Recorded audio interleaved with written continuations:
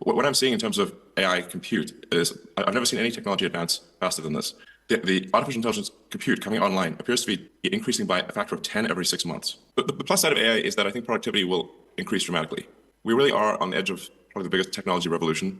일론 머스크가 예언했던 대로 인공지능 산업의 급격한 성장으로 주식시장이든 코인 시장이든 인공지능 테마가 시장을 주도하고 있습니다. 게다가 최근에 일론 머스크는 내년 또는 내후년 안에 인간보다 더 똑똑한 인공지능이 개발될 것이라고 예측했고, 머스크의 AI 스타트업 XAI는 미국, 중동, 홍콩 등에서 40억 달러 투자 유치에 나서면서 인공지능 테마의 붐으로 업비트에 있는 이 코인이 수백 배의 폭등빔을 쏘아올릴 것으로 보이는데요. 최근에 관련 코인들이 큰 상승을 보이긴 했지만 전체적인 몸집은 아직도 커지지 않은 상황이기 때문에 아직도 출발점이라고 생각하는데요. 그래서 오늘 영상에서는 AI, 즉 인공지능 테마에 속해 있는 테마 중에서 가장 유망한 테마인 웹3 테마에 대해서 살펴보면서 가장 유망한 이 코인까지 딱 집어드리도록 하겠습니다.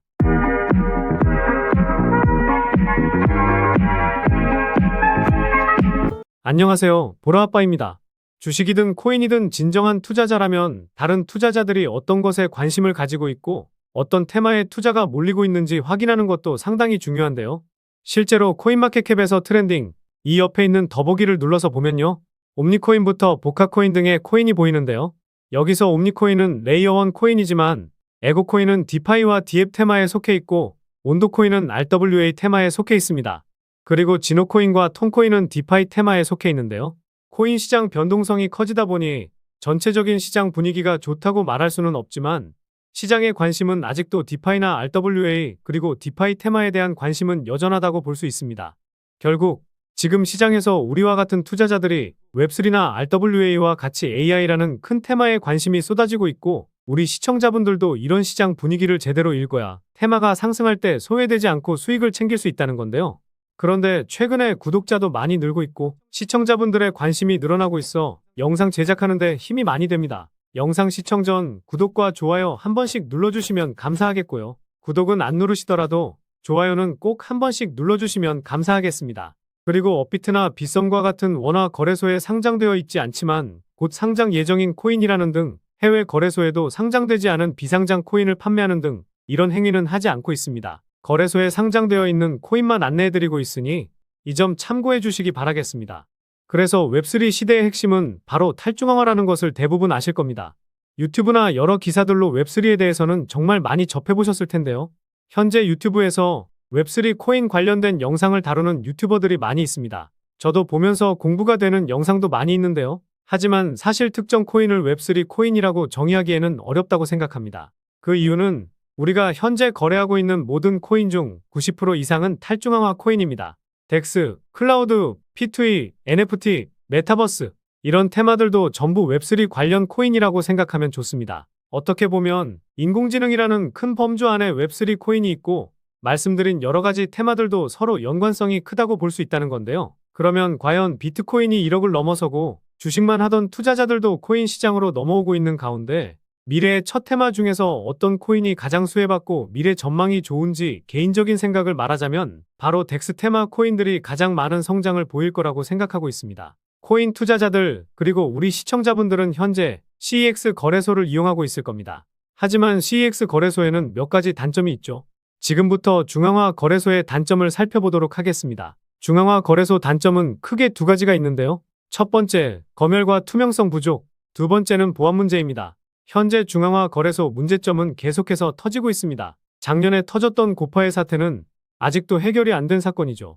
그리고 다들 아실 듯한 FTX 뱅크런 사태, 이름 없는 거래소 먹튀 사태 등 이러한 사건 사고들은 계속해서 나오고 있습니다. 중앙화 거래소들이 우리가 넣어둔 예치금을 뒤에서 몰래 쓰는지 아무도 알 수가 없고요. 이런 중앙 관리를 통제받으면서 현재 저희는 거래를 하고 있는 것이죠. 또한 중앙거래소는 신원인증과 까다로운 절차가 필요하고 입출금 문제에 제약을 걸어두고 있어 투자자들이 여간 불편한 게 아닙니다. 이러한 중앙관리 검열 때문에 현재 점차 중앙화 거래소 이용자들이 줄어들게 되는 것은 시간 문제일 것이라 보고 있고 시간이 지나 웹3 시대에는 중앙거래소보다 탈중앙화 거래소를 사람들이 더 많이 이용할 거라고 생각하고 있는데요. 또 중앙거래소는 정부 검열에 매우 취약합니다. 2022년 전 세계에서 처음으로 우리나라에서는 트래블루를 적용했었죠. 신원 정보를 확인하고 저희는 거래와 재산을 감시를 받고 있습니다. 가상화폐 거래는 익명성이라는 것이 중요한데 이런 익명성의 장점을 정부에서 깨뜨렸죠. 중앙거래소는 정부에서 검열을 하면 민감한 개인정보를 공개하도록 강요당할 수 있다는 것이 가장 큰 단점입니다. 표면적으로는 현재 중앙거래소가 덱스 거래소보다 투명해 보일 수 있지만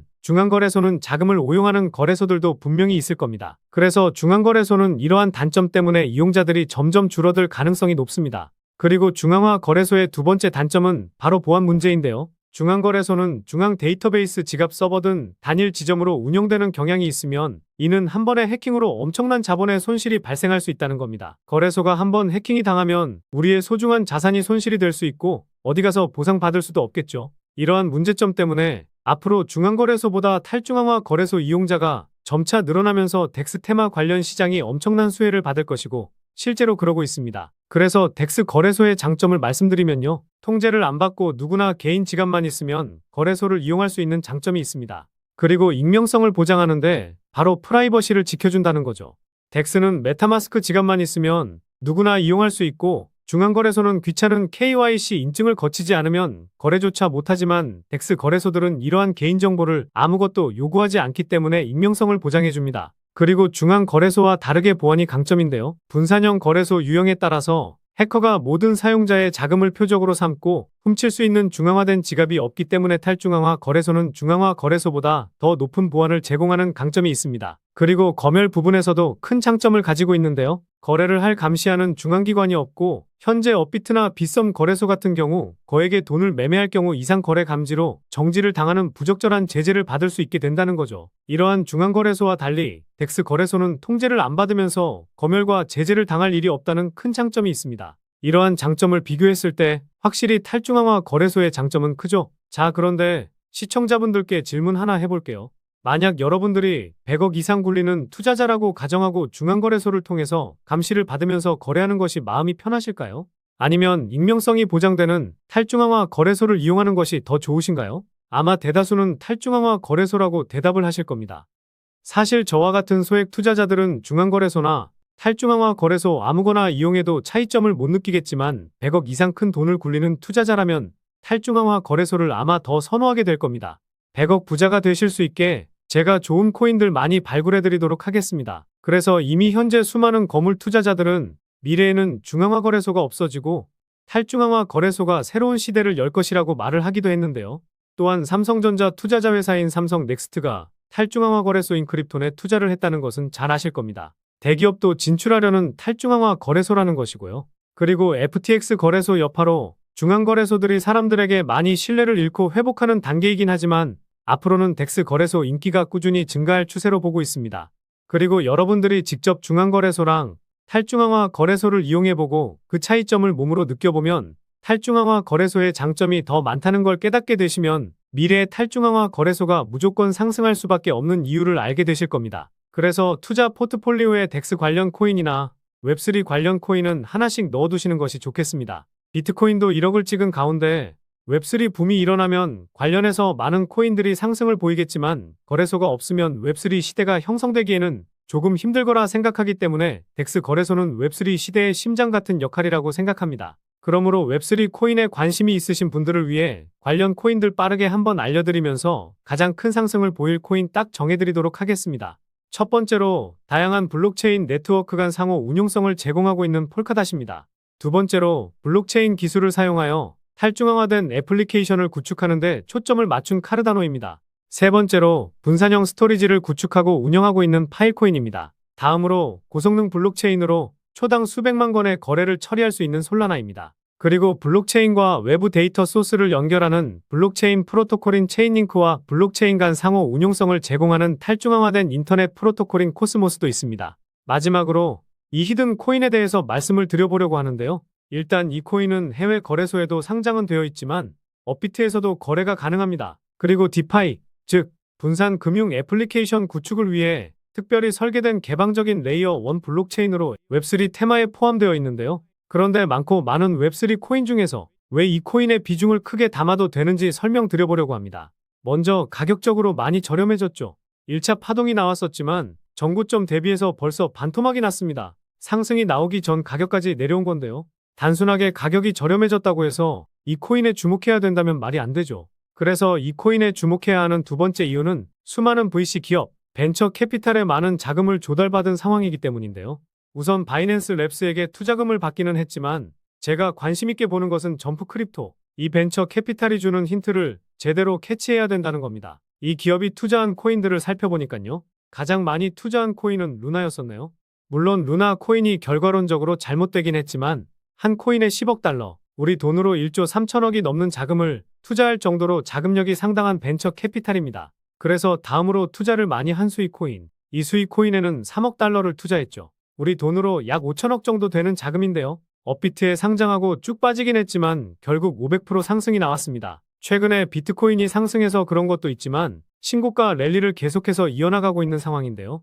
그리고 수익 코인의 절반, 1억 5천만 달러, 우리 돈으로 2천억가량을 투자한 앱토스 코인은요. 업비트에 상장하고 작년 1월에는 550% 상승했습니다. 최근에도 흐름이 심상치가 않은데요. 그래서 제가 이점프 크립토라는 벤처 캐피탈이 주는 힌트를 캐치해야 한다고 말씀을 드리는 겁니다. 이 기업이 투자한 곳은 대부분 500% 상승이 나오곤 하는데 앱토스와 동일하게 1억 5천만 달러를 투자한 이 코인. 제가 보았을 때는 수익 코인과 앱토스처럼 500% 상승할 가능성이 매우 높은데요. 그리고 마지막으로 제가 코인 분석할 때 트랜잭션을 눈여겨봐야 한다고 말씀드리고 있죠. 처음 보시는 분들을 위해 간단히 설명드리면 트랜잭션은 코인이 지갑에서 지갑으로 이동할 때 잡히는 데이터 값이라고 보시면 됩니다. 트랜잭션이 늘어나게 되는 이유는요. 코인을 매도하려고 코인을 이동시키는데요. 트랜잭션 수치가 전고점을 돌파하게 되면 그때부터 시세가 폭발하게 되는데 이 히든 코인도 170% 상승했었습니다. 그런데 그 뒤로 트랜잭션 수치값이 조정을 보이고는 있지만